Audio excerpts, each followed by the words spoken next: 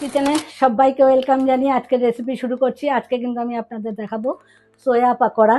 তার জন্য সয়াবিনটাকে ভালো করে গরম জলে ফুটিয়ে ধুয়ে নিয়েছি 2-3 বার করে, তারপরে জলটাকে চিপে রেখেছি। এখানে 1-150 গ্রামের মতো আছে, এক প্যাকেটে যতটুকু থাকে তার হাফ নিয়েছি আমি। আর এখানে নিয়েছি 2টো আলু সেদ্ধ করে, একটা ডিম নিয়েছি, আর নিয়েছি একটা টমেটো কুচি, পেঁয়াজ কুচি, একটা ডিম, ধনেপাতা কুচি, কাঁচা লঙ্কা কুচি, রসুন কুচি।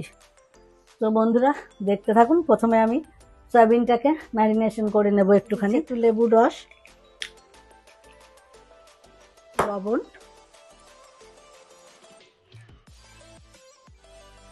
দিয়ে দিচ্ছি একটু গোলমরিচ গুঁড়ো।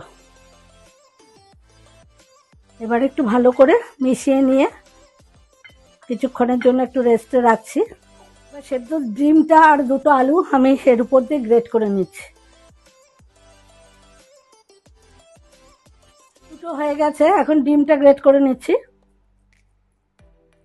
এর মধ্যে এখন একে একে সব সবজিগুলো মিশিয়ে দিচ্ছি। দিয়ে দিচ্ছি টমেটো কুচি, পেঁয়াজ কুচি, ধনেপাতা কুচি, কাঁচা লঙ্কা কুচি। ঝালটা কিন্তু অপশনাল, আপনারা যতটা ঝাল খাবেন ততটাই দিতে পারেন। রসুন কুচি দিয়ে দিলাম, কাঁচা ডিম দিচ্ছি, একটু বিট লবণ, 1 চামচ কর্নফ্লাওয়ার দিচ্ছি, একটু রেড চিলি, সামান্য একটু হলুদ, গরম মশলা। এবার সব উপকরণগুলো একটুখানি ভালো করে মিশিয়ে নিচ্ছি। দিয়ে দিচ্ছি 2 চামচ ব্রেড ক্রাম্ব পাউডার। চিকেনটার থেকে এরকম ছোট ছোট বল বানিয়ে নিচ্ছি আমি। বলগুলো কিন্তু আমার একেবারে রেডি হয়ে গেছে। দেখা হচ্ছে কিচেনে, আমার সাথে থাকুন, দেখতে থাকুন। গরম হয়ে গেছে, পরিমাপ মতো তেল দিয়ে দিচ্ছি।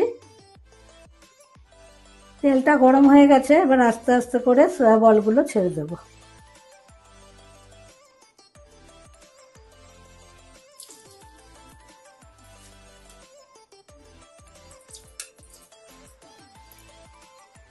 একটু ওপর দিয়ে তেল ছড়িয়ে ছড়িয়ে দিচ্ছি, তাহলে ভাজাটা বেশি খাস্তা হবে আর কি। একে একে একটু উল্টে দিচ্ছি, উল্টে পাল্টে এরকম রেড ব্রাউন করে ভেজে নেব। বন্ধুরা সয়া পাকোড়া কিন্তু আমার একেবারে রেডি। এই যে তুলে নিচ্ছি, দেখুন একদম রেড ব্রাউন।